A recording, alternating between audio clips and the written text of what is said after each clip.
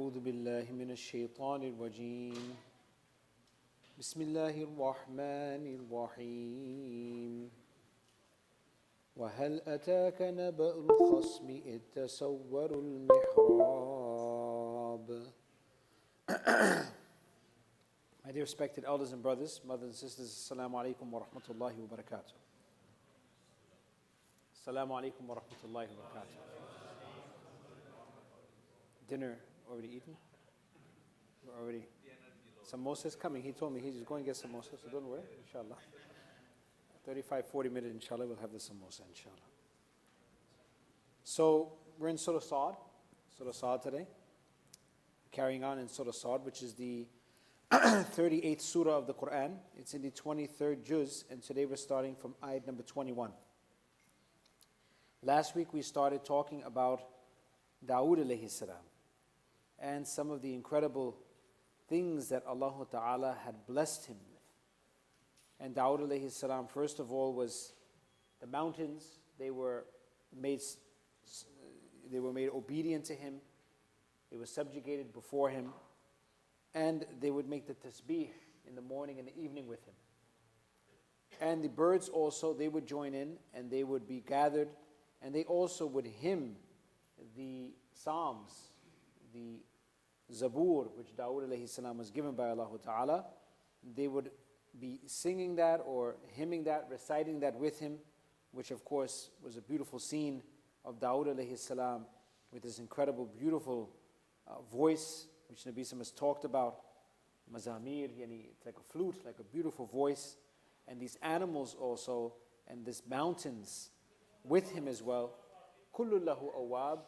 And there's a car that's blocking the Dodge. Kullu lahu awab. And all of them were obedient, or they were awab. We said they were all repeating the Psalms with Dawood alayhi salam. Also, Allah Ta'ala established a great kingdom for him as well. وَشَدَّدْنَا مُلْكَهُ وَآتَيْنَاهُ الْحِكْمَةِ. Allah Ta'ala gave him a great kingdom, and also Allah Ta'ala gave him hikmah, the wisdom. A great dodge. I said already, yeah. I think the brothers may be going out there. A great dodge, brothers, that's blocking some of the cars. I believe I saw someone going, so maybe. It's not my car, right? No, it's not. So Allah Ta'ala established a kingdom for him, and also Allah Ta'ala himself. One was the animals and the mountains obedient to him. Those are things other than Dawood alayhi salam. The kingdom was given to him, and then he himself also was a man of great wisdom, وَفَصْلِ الْخِطَابِ, and he had very decisive speech. When he would say something, that would be the thing that was the correct, sawab, durust. He had that type of kalam, and we know people sometimes like that. Will sit in discussion, and there'll be a confusing situation, and that person always will have the answer or the solution on what we are supposed to do. This is what we call fasl khitab. So he had very decisive speech, and Allah Ta'ala made him a great wise person, and because of that decisive speech, people would come to him and he would act as a qazi. Daily he would attend to the people's needs and be a judge in between people's arguments.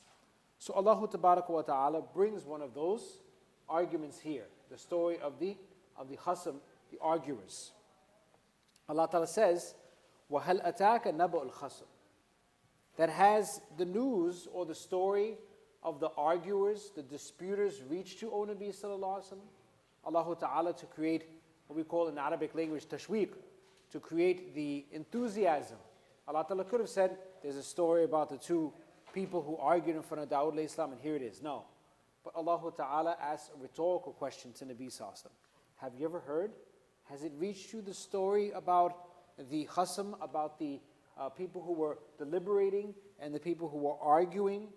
إِذْ تَسَوَّرُوا الْمِحْرَابِ, when they jumped over the wall of Dawood alayhi salam's secret room, his room of ibadah. Here we say, تَسَوَّرُوا جِدَارُ الْمِحْرَابِ. Mihrab, in the context of here, is a room that a person allocates in his house for ibadah, for the worship of Allah subhanahu wa ta'ala, which today we call ibadah khana, right? In our room, sometimes a small little room, those of us who are more affluent and we're building our own house, or even some of us who have a house, sometimes there's a small room there. It could be used for storage, but many a time we'll put a bookshelf there, al-kalima, and this is our room of ibadah, inshallah, tahajjud, we're going to pray there, we're going to read the Quran there. So Dawood alayhi salam also had a room like this also, and it was called mihrab. This also is called mihrab. These days in the istilahat, in the terms of Islam, this would be called a mihrab. The word comes from the word harb. Harb. Harb means war. And the ulama say the reason why an ibadat khana, a place of worship or a room of worship, would be called harb, from the word harb, war, and this is because it's the place where harb al-imam ma'a shaitan. It's the place where that person in his ibadat khana, in his small room that's allocated for ibadah, or the imam, it's where he wages war with shaitan. That's where he fights with the shaitan. So this is what we call the mihrab. Obviously they can't jump over the mihrab.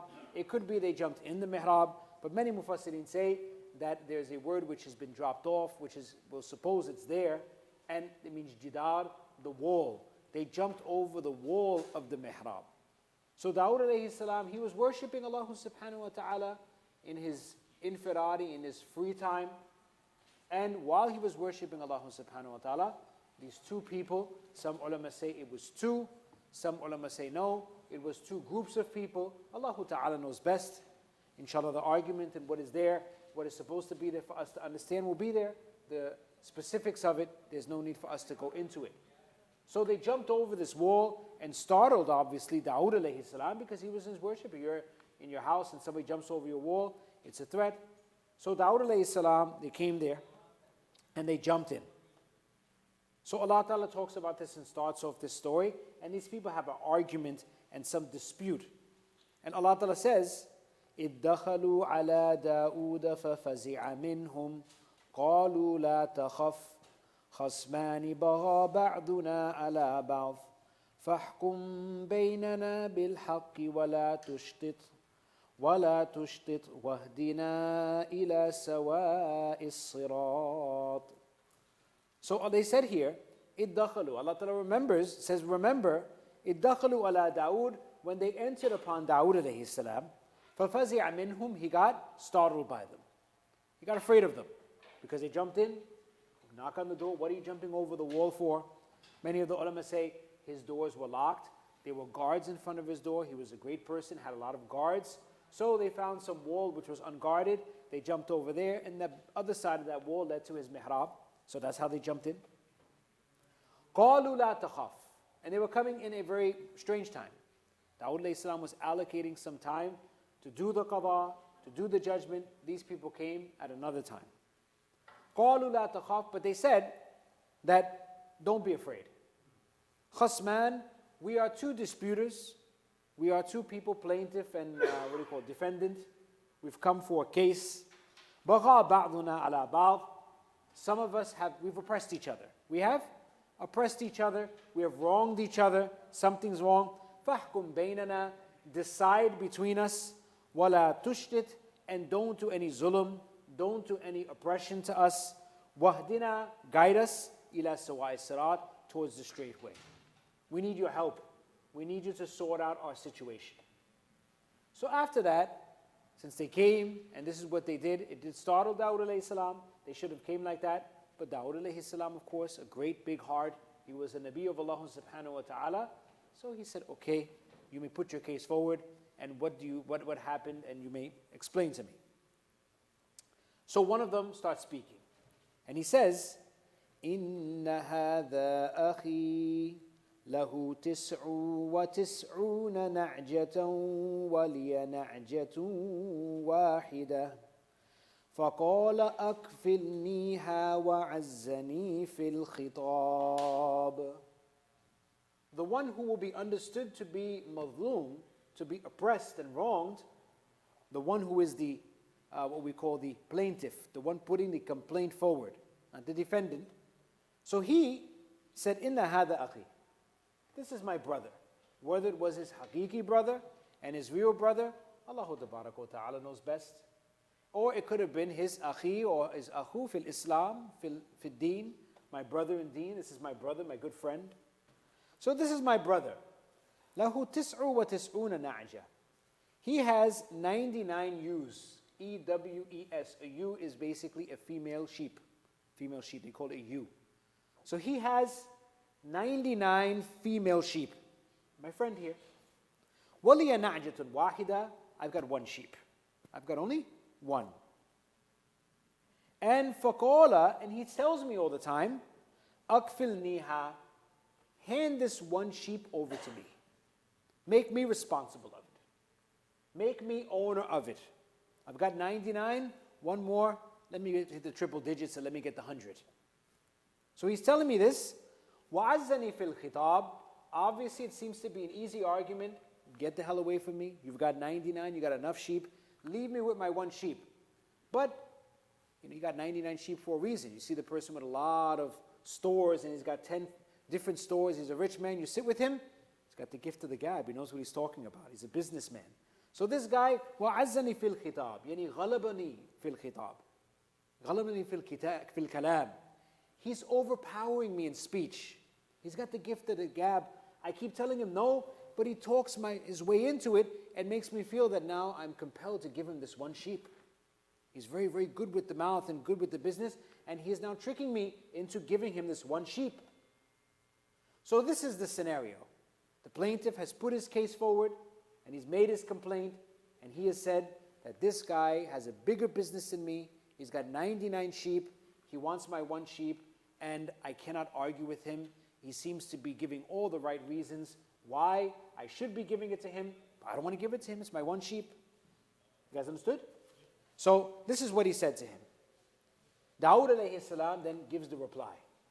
And he says, قال لقد ظلمك بسؤال نعجتك إلى نعاجي وإن كثيرا من الخلطاء ليبغي بعضهم على بعض إلا الذين آمنوا وعملوا الصالحات وقليل ما هم وظن داود أنما فتناه فاستغفر ربه وخر راكعا وأناب. He says here, Dawood alayhi salam, and because we read this, then the sajda has become wajib on us. You don't have to do it now, but after the dars or later on at night, you can do it later on. You can do it. It became wajib on us to pray, to do the sajda sahwa, because it's a sajda ayat. Do it later on. So he says here, قَالَ لَقَدَ ظَلَمَكَ. He says here that this person has definitely oppressed you. بِسُؤَالِ نَعْجَتِكَ إِلَى نِعَاجِ. By him requesting and him asking that your sheep should be added on to his sheep. He's wrong for this. He's got 99 and you only got one. Where does he get the right to ask you now for yours? He's done zulm on you and he's wrong. And then after this, he mentions, of course, also, because it's quite possible that these people had some type of shirkat and some type of partnership also. So Dawood alayhi salam points towards this partnership, that many times when there's partnership in business and you are joined with another person in owning a business, most of the time there's a problem, right? They say two captains can't run a ship. Two captains can't run a ship. We always get it. In Da'alum, the two brothers come, Assalamu alaikum, wa alaikum salam, what do you guys want? We opened up one store together. Oh boy, here we go. Oh boy, here we go. Let me take out my pen and start writing. I tell the brother, you go over there, please leave, and you tell me your story. You come over here, you tell me my story, and then 3-4 hours is going in this. Right?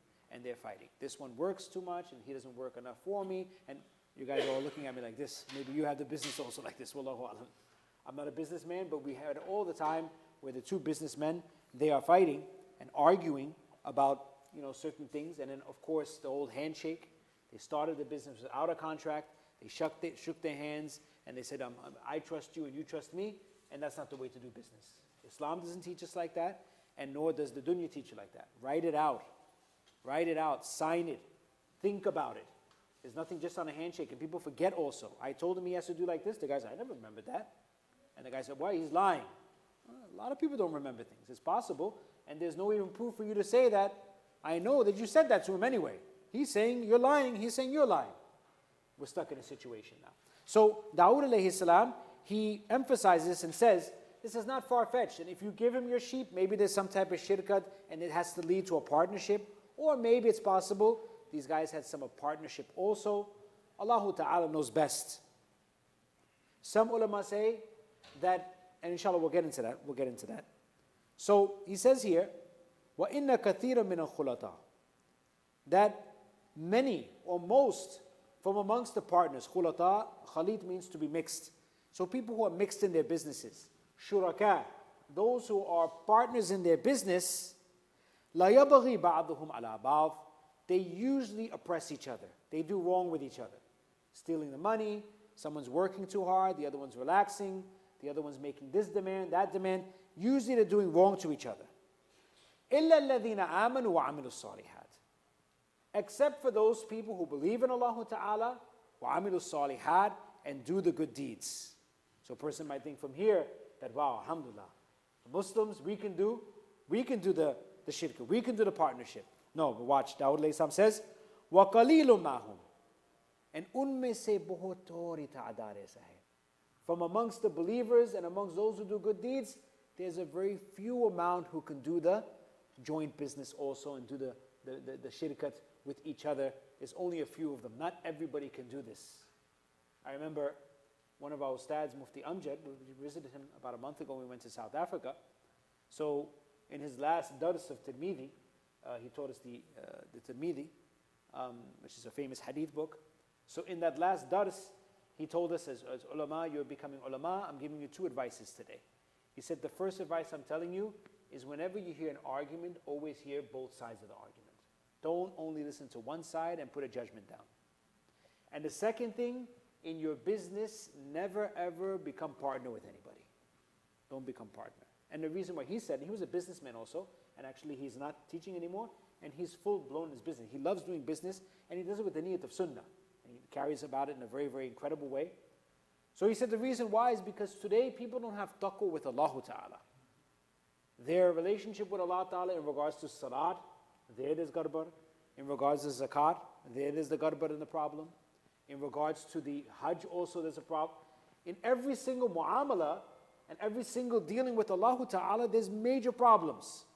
You think that person now is going to have the good mu'amala, good dealing with you? When this has to do with money and trust, and someone who really can't really do anything anyway, and you've made the deal on a handshake, he's definitely not going to be able to do that with you.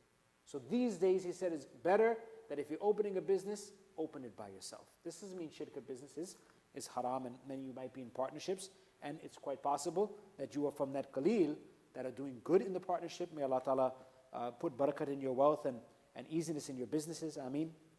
So, Dawood alayhi salam emphasizes this point. وَقَلِيلٌ مَّهُمْ. Now after this, Allah Ta'ala just makes a sharp right turn in this whole story. And sometimes you're driving and the sharp right turn, or you say in English, right? I met with the person, we were talking together, and then he made a sharp right. Means what? It went a different direction. The whole conversation now changed, and we went somewhere else. The story now goes somewhere else now. And a person might be confused, and we'll talk about it. He says here, وَظَنَّ دَاوُدْ, and Dawood then started thinking, and he realized. Dhanna means alima. Here dhanna, he realized, tayaqqana. He knew, أَنَّمَا فَتَنَّاهُ, that we, meaning Allah Ta'ala, had tested him. فَاسْتَغْفَرَ رَبَّهُ, so he sought the forgiveness from his Lord. وَخَرَّ رَاكِعًا, and he fell in prostration. Raki'an actually means bowing. وَأَنَابَ, and also he turned to Allah subhanahu wa ta'ala. In Tawbah, he turned to Allah subhanahu wa ta'ala. خَرَّ رَاكِعًا, this is an ayat of sajda, but here Allah Ta'ala said the ruku, raki'an. Raki'an. That's why, not according to all of the madahib and all of the Aimma and the scholars, but according to the Aimma of Imam Abu Hanifa. He says that if you are in salat and you read an ayat of sajda, and if you want, for example, this ayat, if you went into ruku with the niyat of sajda, so therefore the sajda ayat, the the haqq of it and the right of it will be fulfilled. Why? Because Allah Ta'ala uses the word ruku'. You can fulfill the sajda in the salat only, he says. In the salat, you can fulfill it with the ruku'. You don't have to go into sajda. But it's a masla that you should not do in front of the normal people, because the people get confused. They don't know this masla. So they'll say, oh, Allahu Akbar, and you'll mess up a whole confusion, and you miss the sajda, and you tell them after that, and if you say, Abu Hanifa said it, they're going to say, oh my God, you're a mushrik now. We follow Rasulullah sallallahu alaihi wasallam. How could you even mention the name Abu Hanifa? He was some old man who was just saying his own stuff. Na'udhu billah wa nastaghfirullah. Abu Hanifa was one of the great scholars of the past, who was, of course, saying these things according to Quran and according to the Sunnah of Nabi sallallahu alaihi wasallam. Not saying his own things. Anyway, so Allah subhanahu wa ta'ala, now the subject turns. And now you have Dawood alayhi salam making istighfar. You have him thinking that Allah Ta'ala has tested him. And you have words like him falling in prostration or in ruku. And Anab is turning to Allah Ta'ala. Where did this go? Why did this turn to this direction? So the ulama of tafsir have mentioned two different tafsirs. One tafsir has been derived and taken from what we call the Isra'iliyat, the stories of the Bani Israel, that the Jews also, either in their Torah or amongst their own hadith, they knew about Dawood alayhi salam, they wrote things about Dawood alayhi salam, and their rabbis and their scholars have maybe related some similar story, and the Muslims went in there and they looked at that story and derived and said, it's quite possible it's aligning with this story in the Quran. So, in regards to that, Nabi Sallallahu Alaihi Wasallam has mentioned about the Bani Israel, La usaddiq wa la ukaddib, right? Don't say that the Bani Israel are lying, and don't say that they're telling the truth. Don't say. And the early scholars had a very general way of looking at it. That we're not going to say they're lying, and we're not going to say they're telling the truth. So many of those stories, which sometimes were against what we call the ismat of the Anbiya. They were against the innocence of the Anbiya, because the Anbiya, according to Aqidah, they are innocent. They are sinless. They may have made mistakes. They may have made what we call ghalat ijtihad, a mistake.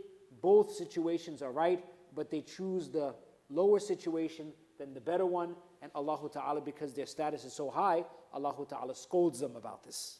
Scolds them. And there are examples, we can give them later on.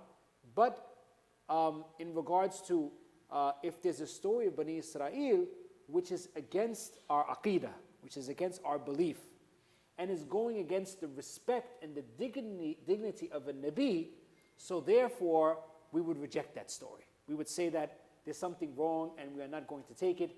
And the later scholars have been much more careful with this. Why?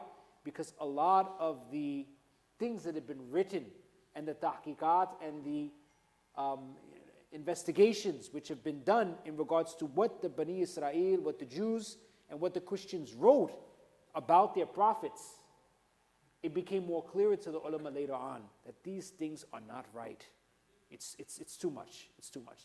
And they expose more to their books and their writings, and they realize this. So you'll see a little bit more of ihtiyat and a little bit more of carefulness in the later ulama in regards to taking these stories of Bani Israel. And of course, Ibn Kathir, rahmatullahi, is one of the first scholars and one of the great scholars to not mention any of these type of stories and only bring his tafsir according to the hadith of Nabi sallallahu alaihi wasallam. But there are many other tafsirs which are great tafsirs also, which will mention some of these stories. And some of the Sahaba, and even Tabi'een and Sahaba, they were fond of taking some of these stories because these stories sometimes filled in the gap.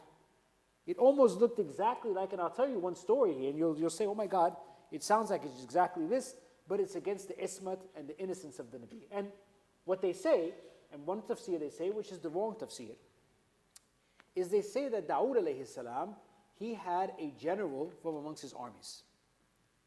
And that general had a wife who Dawood alayhi salam's eyes happened to fall upon. Dawood alayhi salam had many wives. They say up to 99 wives he had. Sulaiman alayhi salam had many wives. So that was the style at that time. They were kings also. They had many wives. Allah Ta'ala gave them that luxury of having many wives. So Dawood alayhi salam's eyes happened to fall on this man's wife. And he liked her. he wanted to marry her also. So what Dawood alayhi salam did was this general who was going out and fighting and spreading the deen of Dawood alayhi salam, he would go out and he would fight and he would come back. When he would come back, Dawood alayhi salam would send him out again.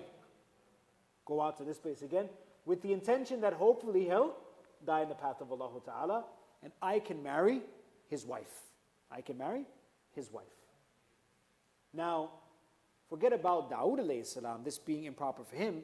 Even the corner store bodega, the guy that sells you sodas, and the guy who may ring you up at the Rite Aid, this is even low for him to do. Forget about the Anbiya. Forget about the Nabi. So those stories, because they're against the ismat of the Anbiya, we wouldn't take that. And they even align with it and they say that these two khasam, these two people who came, were not arguers, they weren't human. They were actually angels. And they came in front of Dawood alayhi salam, and they brought Dawood alayhi salam an example. That basically they say straight from the horse's mouth, right? They say, it's a saying, that if I can get you to admit it yourself, then now what are you going to say? You'll be quiet. That's what the lawyer wants to do. So these two guys, these two angels came, and what was the example they had? I've got 99 sheep. I've got 99 sheep. And this guy's got, I have one sheep and he has 99. And he wants to take my one from me. And what did Dawood alayhi salam say? He's done zulm. Then those angels, when he said that, those angels said, you actually have passed the judgment on your own self. And they fly up in the sky. So he realized that what? If a man with one sheep is getting zulm done to him and he's getting oppressed because he has to give that one sheep to a person who has 99, that I also have oppressed that man who had one wife, and I've got 99 at home. I've taken his one wife away also. So the story looks like it lines up very beautifully. You would say, oh my God, that fits like a glove. But because this is against the ismat of the Anbiya, if we open up these type of doors and say that the Anbiya, they are looking at other people's wives and plotting now to get them killed so they can marry those women, then what will be left of our deen? What will be left of our deen? So actually the ulama have rejected this story. It's not in hadith, it's from the Isra'iliyat, and they have rejected and said that even though it sounds like a very, very enjoyable story and seems to fit the description of what's going on here, but because it's against the ismat of the Anbiya and against our Aqidah, we would never think that Dawood alayhi salam would do that. We reject it. So the muhaqqiqeen ulama and the research ulama, what do they say? They say the real story is that these two men who came and argued with Dawood alayhi salam, they came at a time when Dawood alayhi salam was not doing his qada. He was not doing his judgment at that time. He had a certain time in the day where he would sit and listen to cases. Now these guys came in the middle of the night.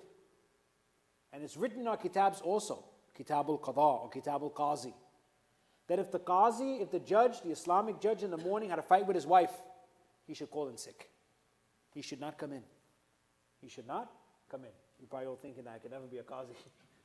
I could never be a judge because every morning I fight with my wife before I go to work. So if he fought with his wife, if he's feeling under the weather, even it says that the courts are closed on the bad weather days. It's written on fiqh books. If there's extremely bad weather, then the courts will be closed. Why? Because the Qazi came, he had to dig his car out, 7 feet of snow. He's coming in, he's frustrated, he sits down. The first case comes, Bechara, it's you. And hurry up, give your case. Oh, I'm done already. Yeah, you go to jail. You're going Rikers. Go, you're gone. And sometimes if you go to the courts, you'll see it sometimes. And you look and say, oh my God, this guy looks like he's had a bad day, and I'm next online.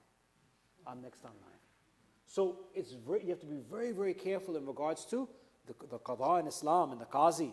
It's one of those very, very difficult situations and very difficult things. They say Abu Hanifa, rahmatullah alayh, he was called to be a qazi. The Khalifa at the time told him to be a qazi, and he said, no, I won't be a qazi. I won't be a qazi. And he rejected. And the Khalifa at that time said that you are rejecting me, you're a very bad person. You're rejecting me? You're a very bad person. And Abu Hanifa said that if you're saying that I'm a very bad person, I rejected you, then that makes it establish even more that I shouldn't be a qazi. You've established, I shouldn't be a Qazi then. That makes it even more. And later on, Imam Muhammad was also asked, Imam Muhammad, flee to another country to get away from being Qazi. And then finally, later on, Imam Abu Yusuf, rahmatullahi, he became Qazi, and he became Qadi al-Qudat, the famous Qazi, and the famous student of Abu Hanifa. He became the Qazi of the whole Islamic empire, later on. So, it's a Qazi has to be very careful.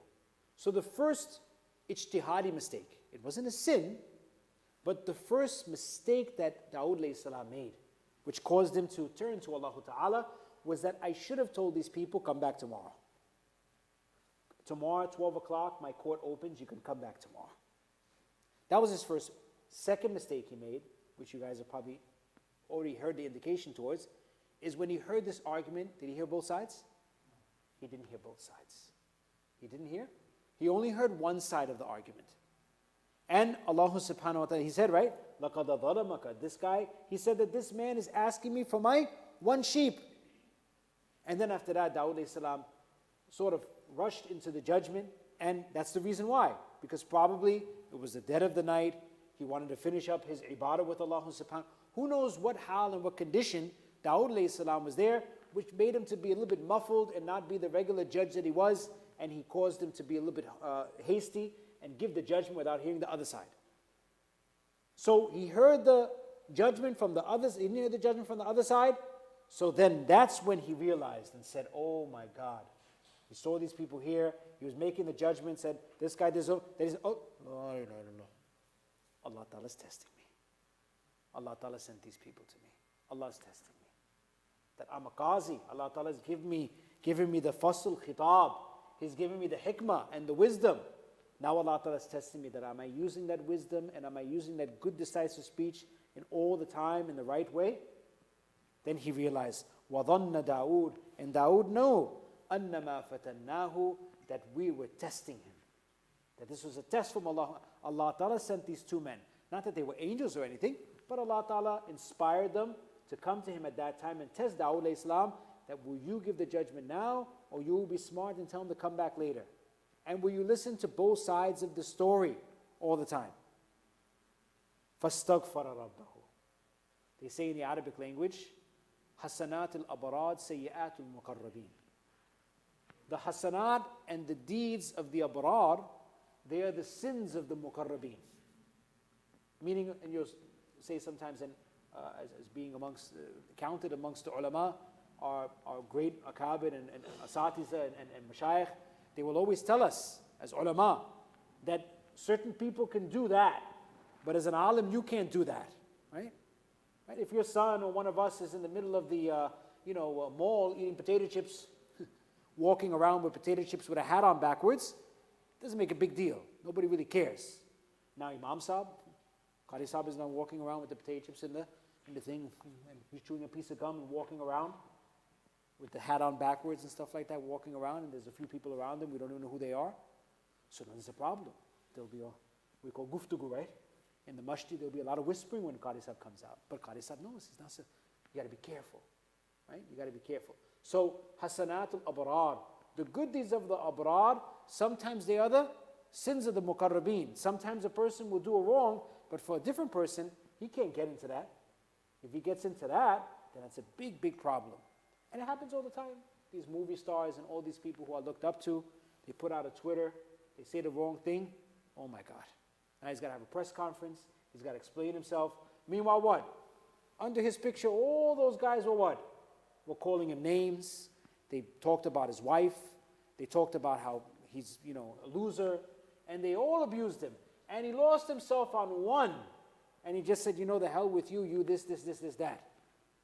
And now CNN, ESPN, everybody's on top of him. How dare you? What kind of person are you? He's on a pedestal high.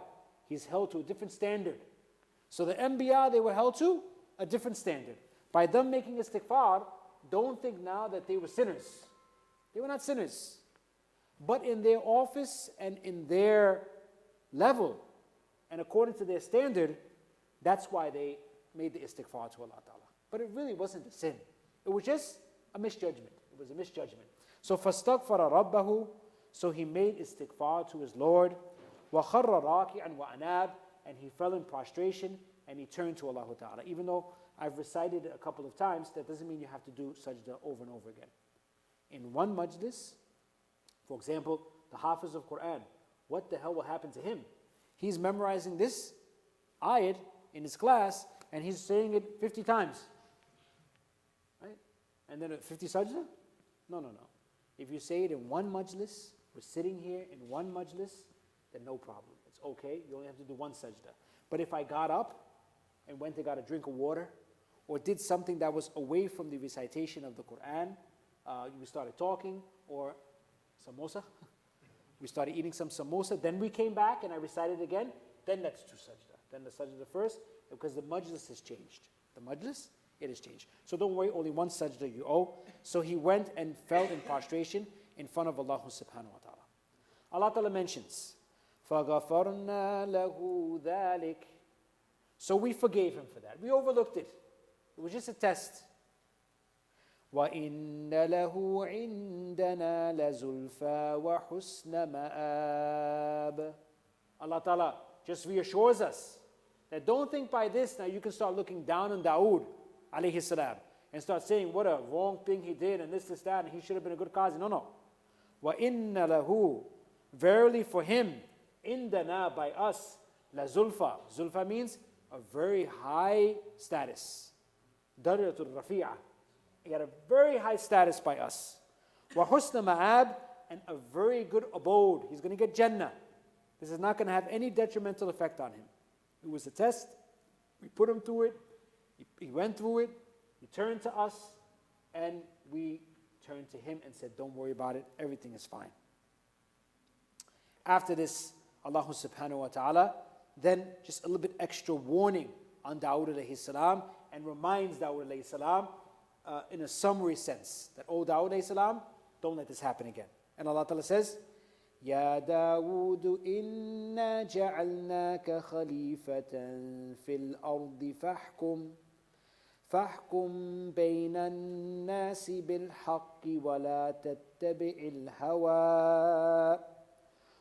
تتبع الهوى فيضلك عن سبيل الله إن الذين يضلون عن سبيل الله لهم عذاب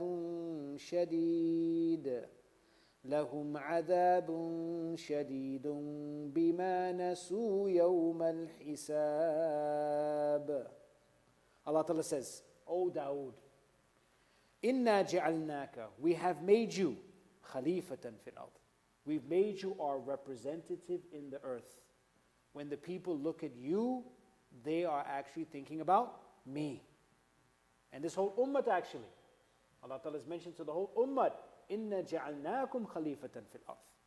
Don't think that this only Dawood Islam. Allah Ta'ala has addressed this ummah and said, O ummah of Nabi Sam, I've made you the khalifas of this earth.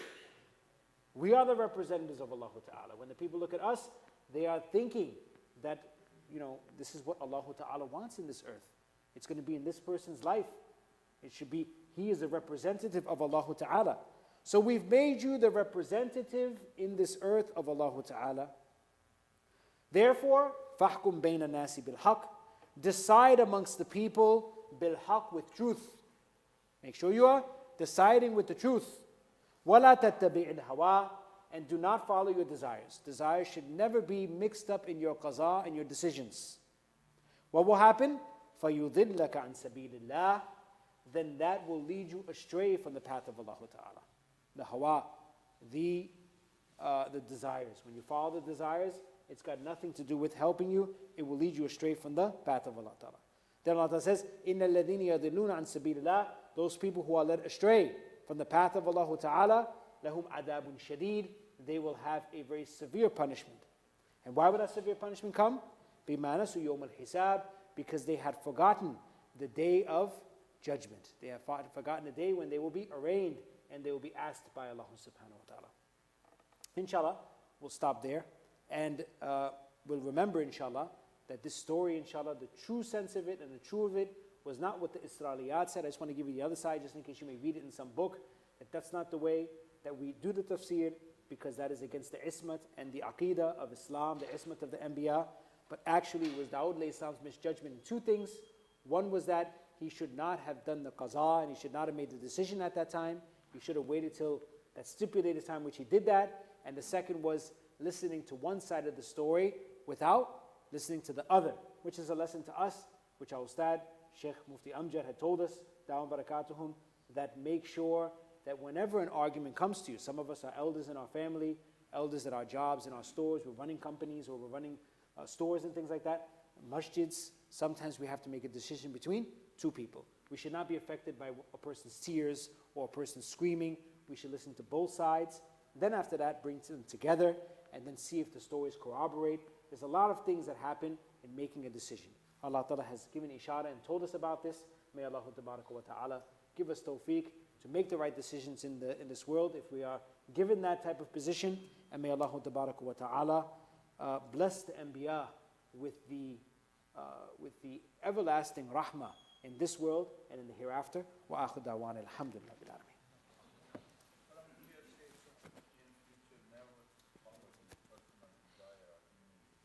Yes, also. Of course. That's the hawa.